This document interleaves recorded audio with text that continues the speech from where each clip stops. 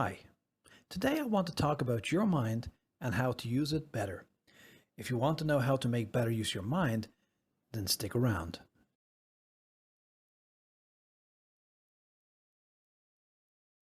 The interesting thing about life is that the most important asset which we possess by far is our conscious awareness. No conscious awareness means no meaningful life. However, most of us have no understanding of how the mind works.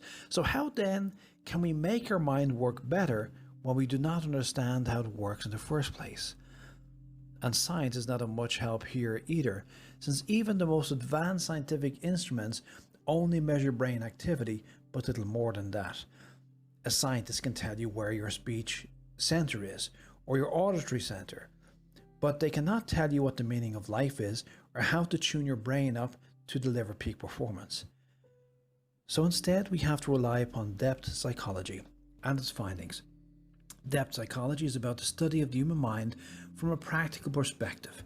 Psychologists and psychotherapists observe people and attempt to put together theories that may explain their behavior. These theories could of course be wrong to a certain degree, but they're probably reasonably close to the actual reality of who we are. What modern psychology tells us is that we have at least two minds and many subpersonalities. Our ego mind, the self, the person now watching this video, is your conscious self. You have been influenced by certain belief systems, cultural values, life experiences, and of course your own native intelligence. You are capable of independent thought, and like it or not, you are at the helm of the ship. The other branch of your mind is called the subconscious mind, and this is the self that lies below conscious awareness. The subconscious mind has no personality as such, although many subpersonalities live in your subconscious mind. Your subconscious mind looks after all sorts of small yet important details, such as breathing and maintaining heart rate, for example. Also, the subconscious mind never sleeps and never tires. If you can get the subconscious mind working for you, great things will be achieved. But the subconscious mind is pretty dumb. It simply follows whatever instructions you send it, and it is easily programmed early in life by whatever predominant environmental factors were present in and around you. During the first 8 years of life, the conscious personality is grown and the subconscious is programmed. The greatest challenge that we face as human beings is that our subconscious mind is largely programmed with irrelevant and useless information and a bunch of self-defeating beliefs. The first challenge we have with learning to use our mind is to get our subconscious on our side. The reason for this is because the subconscious mind is very powerful. You may have had the experience of working late or studying hard and finding out that night that you were dreaming about your work or your studies. Now this is a great thing because it means that you have become so focused that your subconscious mind is now also focused upon your daily activities. Now why, you might ask, is this good for you? It's good for you because your intellect, your ego are the brains in the machine, whereas your subconscious mind is the brawn.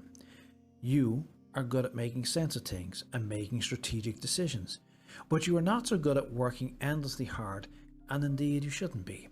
One of the great failures of modern education is in forcing students to study hard and make them think that's all about working hard, grinding it out and forcing facts into your brain and making you sweat as you force your mind to grow. But this goes against nature. By nature, you are supposed to orientate yourself and choose what you want to achieve, and then you're meant to train your subconscious mind to do the heavy lifting. This is a rational, normal way of doing things. How many managing directors lift heavy boxes around the factory floor? Not many. In everyday life, the managing director directs his or her personnel to do certain things, while other employees, usually the burly ones, lift the heavy boxes. Now don't they?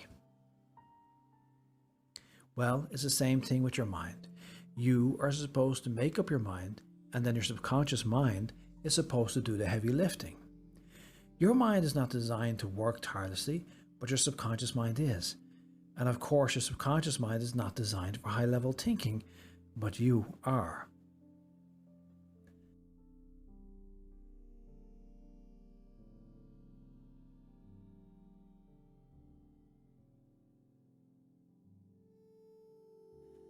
The key to understanding your subconscious mind and how it operates is the paradigm. The paradigm means the beliefs we have about life, the stories which we tell ourselves about how life is, whether you are abundant or fearful, whether you are anxious or laid back, whether you are confident or unconfident. These are all beliefs passed down to you as concepts when you're a young child. The trouble here is that the young child simply accepts whatever they are told, and the adults around us are often parroting negative beliefs which they picked up from their elders when they were kids. You don't have to look too far to see this at work. Look at how many people around you who are complaining about the weather, the economy, society in general, all the big bad things which have happened to them or to people in their life and so forth. We learn early in life to be fearful and anxious. Our elders say things like life is hard and life is competitive. And behind this lies beliefs that are putting into young kids fear and lack. So if you want to command your subconscious mind, if you want to get it working for you, then you have to shift your paradigm.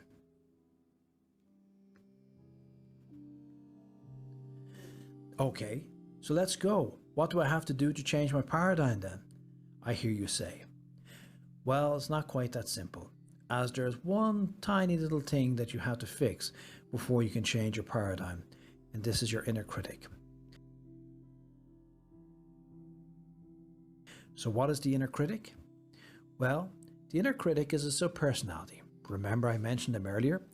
Well, it's a subpersonality that you develop as a young kid, and it's designed to keep you obeying society and doing the right thing. Your conscience is your inner critic, or should I say, it's the good side of your inner critic. Wanting to fit in with society and not hurt others is your conscience, and this is very useful. However, the downside of the inner critic is the self-criticism in overdrive, and in this case the inner critic holds us back and belittles us. So how can we fix the inner critic? The inner critic has to be put back in its box, and to do so we have to work on reducing it, making it smaller, as we cannot destroy it, it just won't work. Rather, we have to reduce it, and also we need to boost ourselves a little along the way.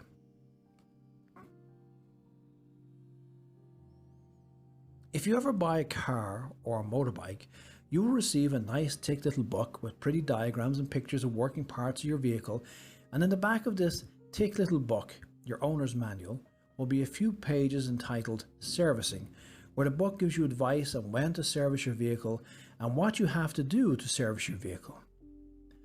Well, here we are in our mind, a user's manual, and now we're going to take a look at how we service our mind and what should we do to service our mind.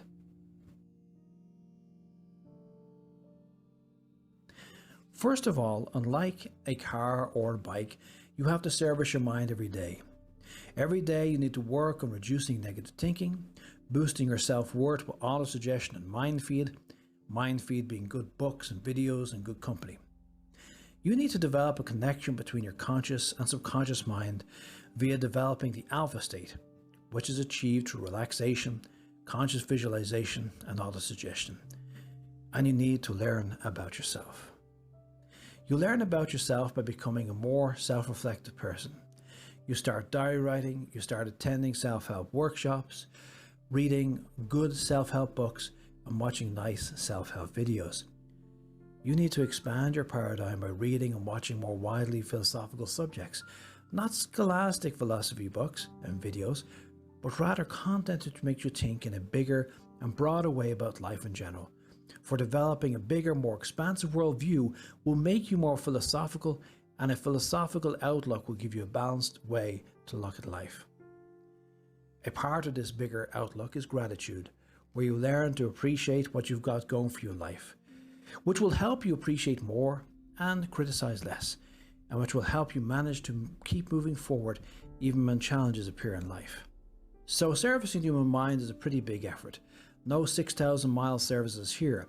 You have to service every mile of your life journey, and that's how it should be. As the most advanced species on the planet, it is reasonable that we should have to make an effort to service our minds. If you look around this channel, you'll find many resources which will help you to boost yourself and reduce the inner critic and so forth. So feel free to look around. Most importantly, make a committed effort today to work on your mind, as it truly is your greatest asset. Finally, the most amazing thing about being a human being is that each person has a unique operating system. In the world of smartphones, mainly we have Apple I/O and Android. But in the human race, each human being, all 7 odd billion of us, has a different operating system, as our brains have been adapted uniquely according to our particular life circumstances, our genetic predispositions, and the choices which we've made along the way, all of which have helped to map out our brains so that they work in a certain kind of way. So while in this video I can paint the big strokes, ultimately the small strokes of the picture that is your life can only be fleshed out by you. And in order to do this, you have to take time to learn about yourself, work on yourself over time and on a daily basis. If you do this, if you follow this advice, you will find that you can take charge of your mind. You can grow and learn about your mind, and you can find out how to operate your mind.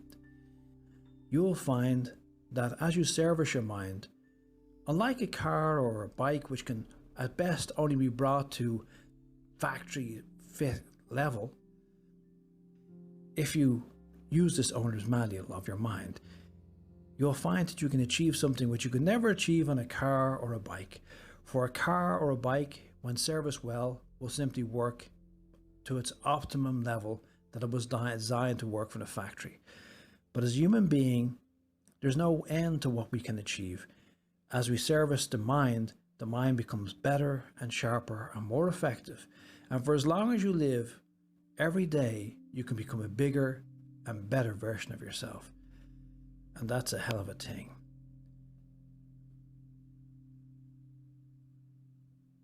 I hope you enjoyed this video. Please like and subscribe to the channel if you like it. And I'll talk to you next time.